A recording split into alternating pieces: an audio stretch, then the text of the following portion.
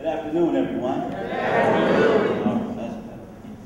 My name is Anthony Wright. I'm a member of the Black Virgins Caucus, and I'm here to help build positive communities just like you, and voice our concerns with education inside and outside in the community. Even though we're here in the state of Washington, we use our voice to speak on behalf of all the prisoners and communities everywhere, because there's something very wrong everywhere. Now, any of you who've been here before know that I usually speak about education. And I usually have my buddy Vance Bartley, who's no longer with us. He's out there being a productive citizen, like John Page.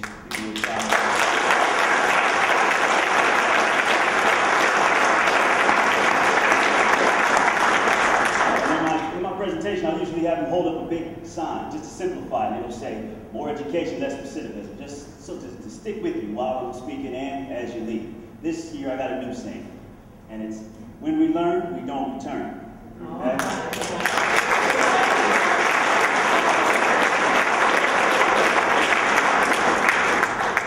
And I've looked at various research and studies, they all say the same thing. More education, less recidivism. I want you all to say that with me. When we learn, we don't return. When we learn, we don't return. And as I go through my presentation, when I say when we learn, I want you to say we don't return. Let's practice right now. When we learn, we don't return. That's what I'm talking about. All right. I would like to acknowledge all the teachers in here right now. All of you stand up. Anyone who's a teacher, an instructor of any kind, stand up.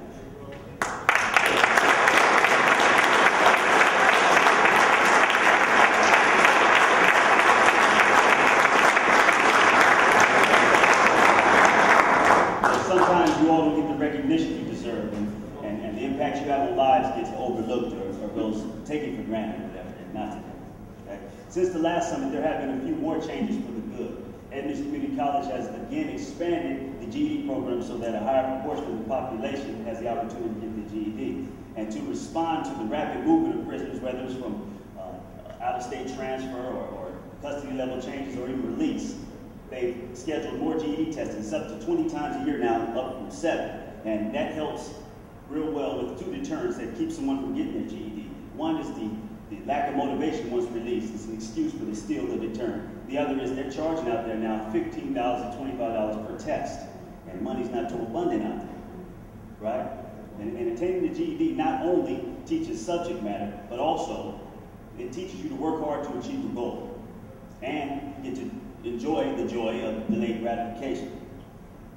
But after the GED, what's next? They can't stop there. And we're still losing programs. In contrast to last year, when I was glad to admit and share with you all that we were getting a carpentry program started here, it started, and after 2 quarters, it's gone. And that's the type of program that is so beneficial. We need programs that are realistically useful. Let's be real. Convicted felons are most likely to be hired for manual labor, unless, of course, you get the hookup from a family member or a friend of the family. And a lot of us have burned bridges. And how many convicted felons do you know who have an office job? Not many. How many employers do you know that are going to trust a convicted felon with their customers' personal records? Not many. I don't agree with this stigma, but it's a reality. I don't see one reason why losing a program like carpentry can benefit anyone. I don't see one excuse that passes as reasonable. Can't be the lack of instructors. It wasn't a drop in enrollment. Just the waiting list alone speaks volumes of the eagerness and anticipation we have to learn something new. It wasn't the funding. We have more volunteer instructors now than we do paid instructors. If you were to compare the programs that are offered with the money allotted by the state and the programs that the UBB offers, it shines light on either some type of misappropriation of the funding or the fact that there needs to be some serious reevaluating the importance of education in Olympia.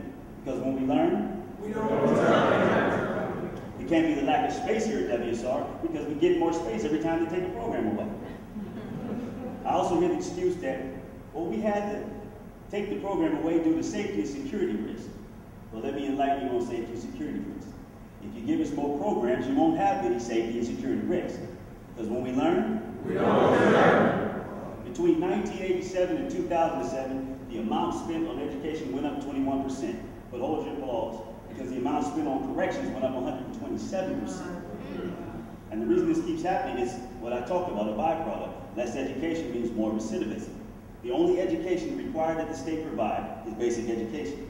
We believe lawmakers should mandate that the state spend money on post-secondary education and vocational training.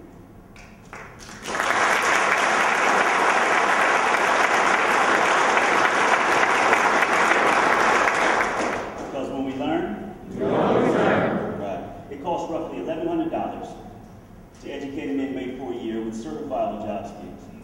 In contrast, it costs $31,000 to warehouse prisoners. You can't keep releasing prisoners who aren't ready to be productive members in society and expect any other outcome than a return visit. Is that what the true plan is? To let the name corrections fool the public as if that's what's really happening?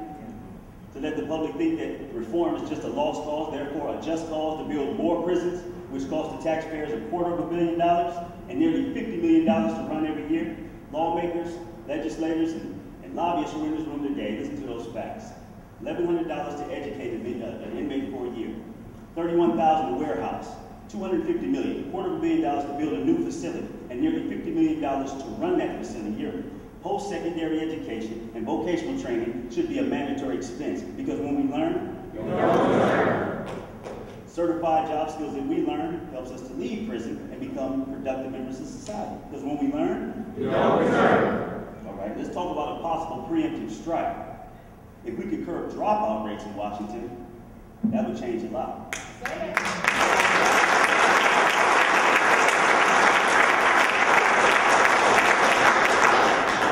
Did you know that every 9 seconds in America, every 9 seconds, a student becomes a dropout?